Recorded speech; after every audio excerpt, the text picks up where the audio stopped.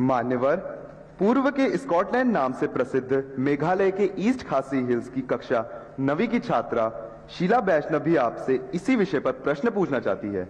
शीला, कृपया अपना प्रश्न रखें। Good morning, sir. I am Sheila Vaishnav of Jawahar Navodaya Vidyalaya, Maflang, East Khasi Hills, Meghalaya, studying in class 9th. My question to Honorable Prime Minister is how provisions of National Education Policy will empower students' lives in particular and society in general and pave way for Naya Bharat. Thank you, sir. Thank you Sheela. श्रद्धेय प्रधानमंत्री जी, नई शिक्षा नीति को ध्यान में रखते हुए इस तरह के कई और भी सवाल देश भर से प्राप्त हुए हैं, जिनमें विद्यार्थियों ने यह अभिव्यक्त किया है कि हमारी रुचि कुछ और होती है, हम विषय कोई और पढ़ रहे होते हैं। ऐसी स्थिति में क्या करें? कृपया मार्गदर्शन कर कृतार्थ करें। जरा गंभीर प्रकार का सवाल पूछा है और इतने कम समय में उसका पूरा विस्तार से जवाब देना भी कठिन है। पहली बात तो है, ये न्यू एजुकेशन पॉलिसी के बजाय हम ये कहें ये नेशनल एजुकेशन पॉलिसी है, एनईपी। कुछ लोग एन को न्यू कहते हैं, एक्चुअली ये नेशनल एजुकेशन पॉलिसी है। और मुझे अच्छा लगा कि आपने पूछा, शायद दुनिया में शिक्षा की नीति निर्धारण में इतने लोगों का इन्वॉल्वमेंट हुआ होगा, इतने स्तर पर हुआ होगा, ये अपने आप में शायद एक बहुत बड़ा वर्ल्ड रिकॉर्ड है।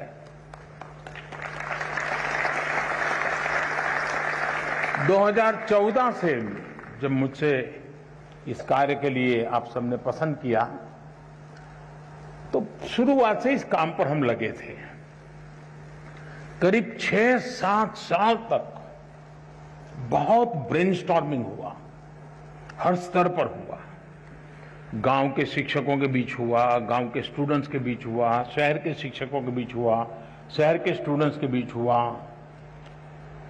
बॉयज स्टूडेंट्स ने कहा, गर्ल्स स्टूडेंट्स ने कहा, दूर सुदूर पहाड़ों में, जंगलों में, यानी एक प्रकार से हिंदुस्तान के हर कोने में सालों तक इस विषय पर ब्रेनस्टॉर्मिंग हुआ। उस सब के जिस तैयार किए गए और देश के बहुत ही अच्छे विद्वान, और वो भी आज के युग को ध्यान में रखते हुए जो लोग साइंस और टेक्नोलॉजी से जुड़े हुए थे, ऐसे लोगों के नेतृत्व में इसकी विशद चर्चाएं हुई। उसमें से एक ड्राफ्ट तैयार हुआ। उस ड्राफ्ट को फिर लोगों के बीच में भेजा गया और 15-20 लाख इनपुट्स आए। यानी इतना बड़ा एक्सरसाइज, इतनी व्यापक एक्सरसाइज, उसके बाद एजुकेशन पॉलिसी आई है। और ये एजुकेशन पॉलिसी को मैंने देखा है कि पॉलिटिकल पार्टी, सरकार कुछ भी करें तो कहीं न कहीं से तो विरोध का स्वर, कुछ न कुछ तो हर कोई मौका ढूंढता रहता है। लेकिन अब मेरे लिए खुशी की बात है कि नेशनल एजुकेशन पॉलिसी हिंदुस्तान के हर तबके में पुरजोश स्वागत हुआ है। और इसलिए इस काम को करने वाले सब अभिनंदन के अधिकारी, लाखों लोग हैं जिन्होंने इसको बनाया है। ये सरकार ने नहीं बनाया है, देश के नागरिकों ने बनाया है, देश के विद्यार्थियों ने बनाया है, देश के टीचर्स ने बनाया है और देश के भविष्य के लिए बनाया है।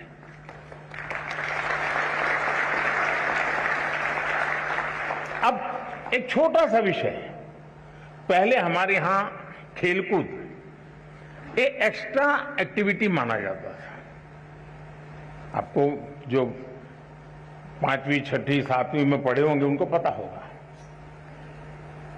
अब इस नेशनल एजुकेशन पॉलिसी में वो शिक्षा का हिस्सा बना दिया गया है।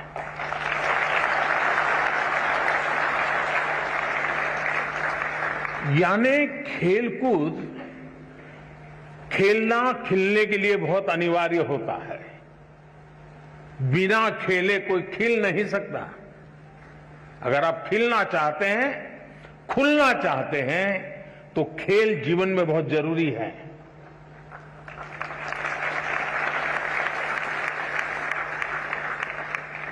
टीम स्पिरिट आता है, साहस आता है, अपने प्रतिस्पर्धी को समझने की ताकत आती है। ये सारी किताबों में से जो सीखते हैं, खेल के मैदान में आसानी से सीख सकते हैं। लेकिन वह पहले हमारी शिक्षा व्यवस्था से बाहर था, एक्स्ट्रा एक्टिविटी था, उसको प्रतिष्ठा दी। अब आप देखते हैं कि परिवर्तन आने वाला है और इन दिनों खेलकूद में जो रुचि बढ़ रही है तो उसको एक प्रतिष्ठा मिली है। फर्क मैं एक ऐसी चीज बता रहा हूं कि जो आपको ध्यान में आए। कहने के लिए तो मेरे पास बहुत सारी चीजें हैं। उसी प्रकार से क्या हम 20वीं सदी की नीतियों को लेकर के 21वीं सदी का निर्माण कर सकते हैं क्या? मैं आप लोगों से पूछता हूं।